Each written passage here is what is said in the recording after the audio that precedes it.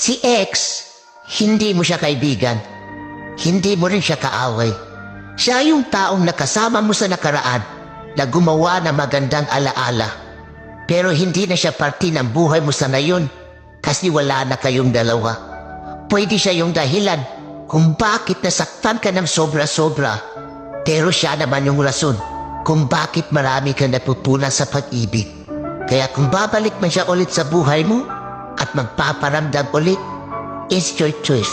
Kaya paano ka mabubuo ulit ang sarili mo kung tatanggapin mo yung tao na sumira ng pagkatao mo?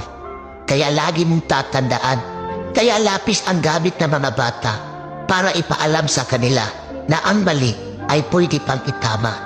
Kaya naman ballpen ang gamit natin para ipaalam sa atin na hindi na tayo bata, na para ulit-ulitin pa ang pagkakamali